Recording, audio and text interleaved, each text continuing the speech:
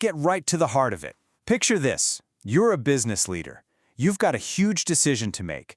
Do you go with your gut? You know, that feeling, that intuition based on years of experience. Or do you trust the data, the cold, hard numbers?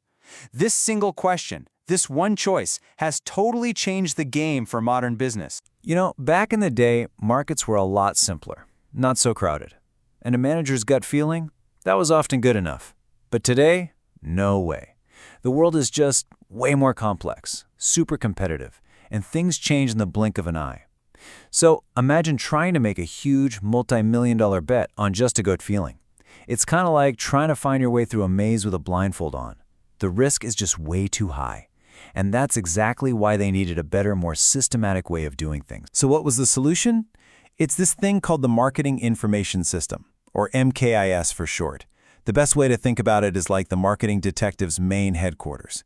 It's not just one gadget, it's the whole system, the whole operation. It's built to constantly be collecting, analyzing, and then getting the right info to the right people right when they need it. The whole point here, the big idea, is to swap out that risky guesswork for a process you can actually rely on. Okay, so let's pop the latches on this toolkit. What's actually inside? We're the essential gadgets that every marketing detective needs to solve a case. Right, so the MKIS is really built around 4 core tools. Think of it like an assembly line for getting answers. It starts with what you already know, adds clues from the outside world, zooms in with a specific investigation, and then puts it all together in the lab. Let's take a look at each one. First, you've got the internal reporting system. This is basically the detective's filing cabinet. It's stuffed with all the old case files. You know, your company's own data, sales reports, how much stuff is in the warehouse, who's ordering what. It's all about answering questions like, what are our biggest hits? Or which cities are we struggling in? You're just looking at the evidence of what's already happened. Okay, tool number 2, the Marketing Intelligence System. Now this is the fun part. This is the detective's ear to the ground. It's all about being out in the world, just soaking up clues. We're talking about managers chatting with their sales teams, talking to actual customers, reading the news, maybe even just wandering through a competitor's store to see what's up. It's totally informal, and it never stops. It's about getting a feel for what's happening right now. But what happens when a really big, specific mystery lands on your desk? You know, something like, why did our sales just tank in California? That's when you launch a formal investigation. And that brings us to the marketing research system. This isn't just casual listening. Nope, this is a formal, carefully planned project with one goal: to solve a single, specific problem. It's methodical, it's scientific, and finally, after all that work, you've got a pile of evidence, right? You've got your internal files, your intel from the street, your formal investigation results. So what now? Well, you take all that evidence to the crime lab. That's the analytical marketing system. This is where all the high-tech stuff happens. It uses fancy models and stats to dig through all that data, find patterns nobody saw before, and even predict what might happen next. It turns all that raw info into something you can actually use.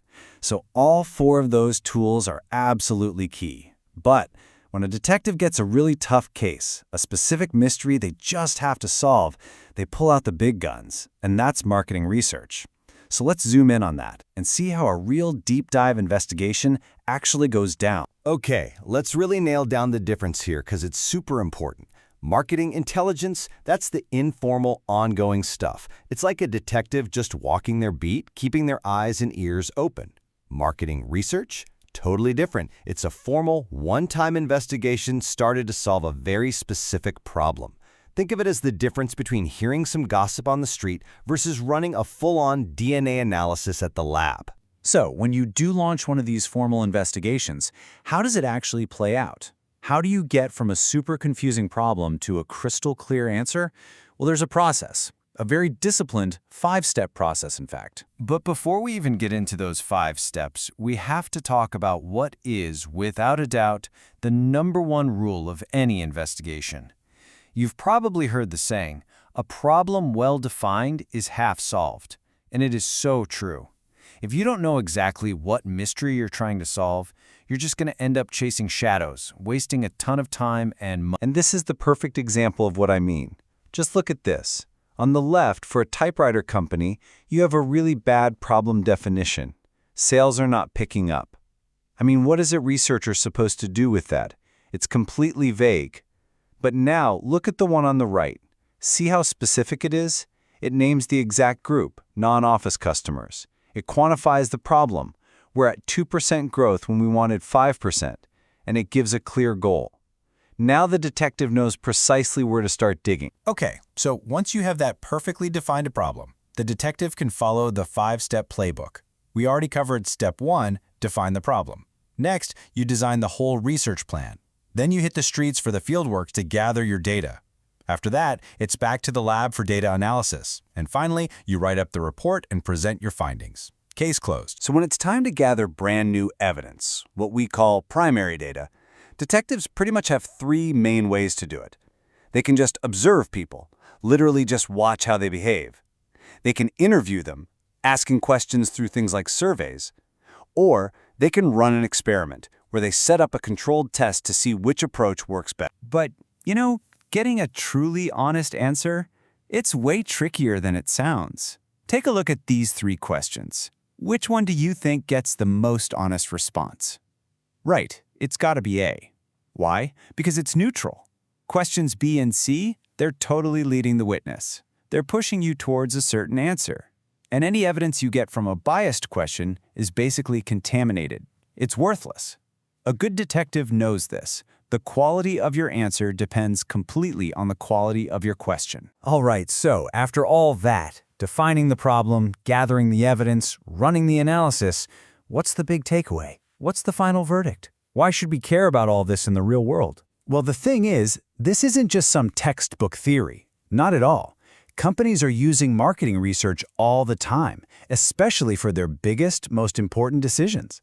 Things like, should we launch this new product? What's our market share looking like? What's the competition up to? Are our customers actually happy? These are the kinds of questions where you absolutely cannot afford to just guess. And the reason marketing research has become so huge is actually pretty simple. The whole market is flipped. We've gone from what was called a seller's market, where companies could pretty much sell anything they made, to a buyer's market. That's where we are now. You, the customer, have tons of choices. And in a world that's so crowded with options, the company that wins is the one that understands its customers the best. It's really about survival. So, at the end of the day, this whole marketing detective's toolkit is designed for one thing, to understand you. Which leaves us with one last question to think about. Now that you've had a peek inside their toolkit, how does that change the way you understand them?